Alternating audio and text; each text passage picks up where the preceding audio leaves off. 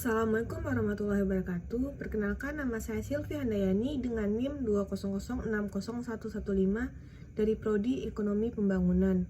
Untuk materi pertemuan keempat ini, saya akan menjelaskan tentang permintaan perorangan dan permintaan pasar.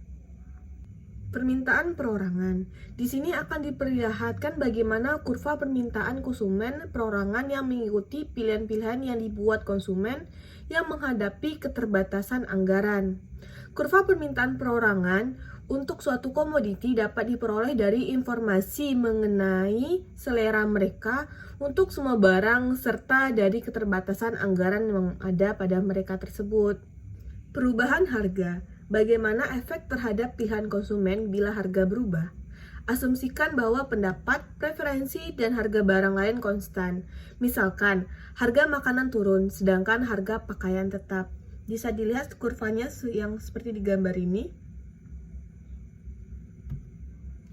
Kurva konsumsi harga adalah kurva yang menunjukkan kombinasi utilitas maksimal dari dua barang pada waktu harga satu barang berubah. Kurva permintaan adalah kurva yang berkaitan dengan jumlah suatu barang yang akan dibeli seorang konsumen pada harga barang tersebut. Kurva permintaan perorangan mempunyai dua sifat penting, yaitu yang pertama, tingkat utilitas yang dapat dicapai berubah karena adanya pergerakan sepanjang kurva. Makin rendah harga produk, makin tinggi harga utilitasnya.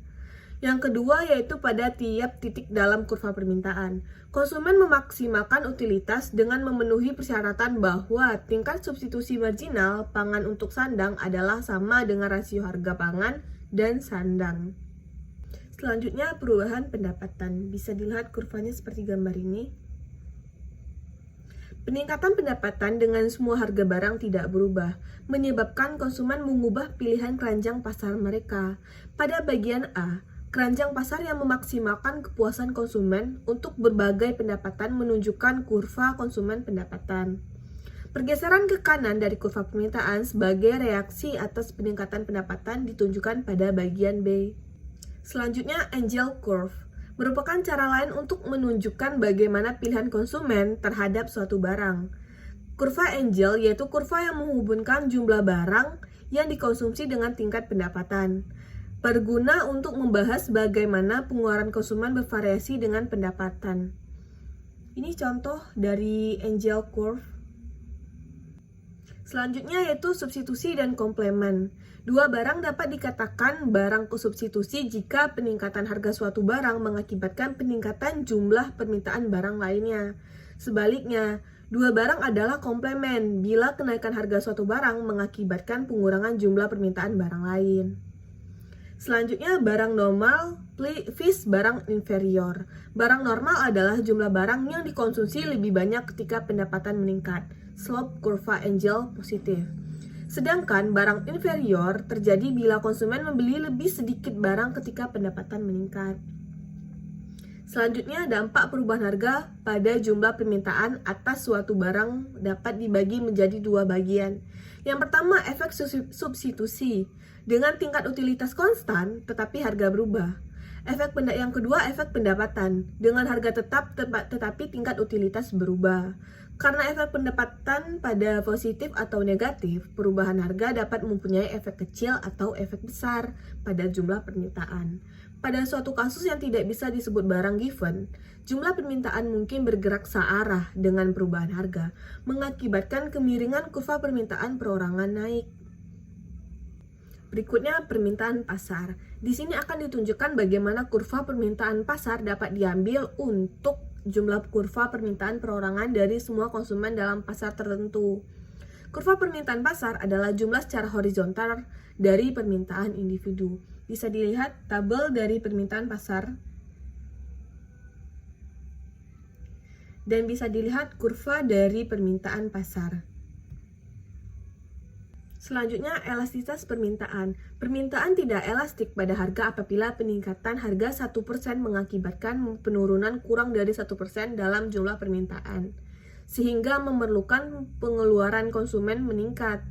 Permintaan elastik pada harga apabila peningkatan harga 1% mengakibatkan penurunan lebih dari 1% pada jumlah permintaan, sehingga pengeluaran konsumen menurun.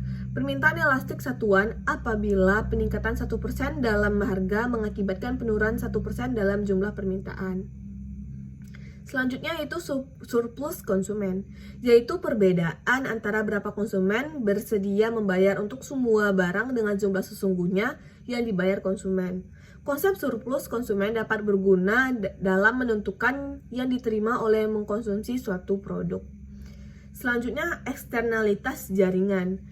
Terdapat eksternalitas jaringan apabila permintaan seseorang dipengaruhi langsung oleh keputusan pembelian konsumsi lain. Suatu contoh dari eksternalitas jaringan positif, efek ikut-ikutan atau efek bandwagon terjadi apabila jumlah permintaan seseorang konsumen meningkat karena beranggapan membeli produk yang dibeli orang lain merupakan suatu gaya. Sebaliknya, eksternalitas jaringan negatif atau efek Snoop terjadi apabila jumlah permintaan seseorang konsumen meningkat jika lebih sedikit orang yang memiliki barang yang ia beli. Selanjutnya, perkiraan empiris permintaan. Beberapa model dapat dipakai untuk memperoleh informasi tentang permintaan konsumen. Hal ini mencakup wawancara, pendekatan eksperimen, dan pendekatan statistik yang tidak langsung.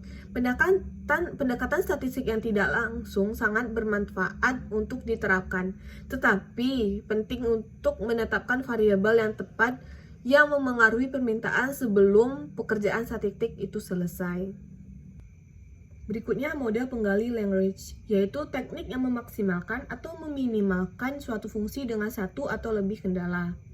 Selanjutnya Lagrange, yaitu suatu fungsi untuk memaksimalkan atau meminimalkan ditambah suatu variabel atau penggali Lagrange yang dikalikan dengan candle.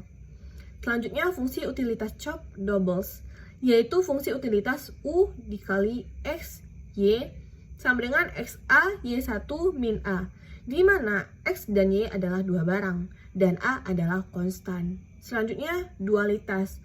Cara alternatif untuk melihat kepuasan konsumen dalam memaksimalkan utilitas. Dengan adanya batasan anggaran, daripada memilih kurva indiferen tertinggi, konsumen memilih garis anggaran terendah yang menyentuh kurva indiferen tertentu. Selanjutnya, persamaan Slutsky, yaitu suatu perumusan untuk mengatur ulang efek perubahan harga ke dalam efek substitusi dan pendapatan. Selanjutnya, efek substitusi Hayek, yaitu suatu alternatif untuk persamaan Slutsky guna untuk mengatur ulang perubahan harga tanpa pertolongan kurva indiferen.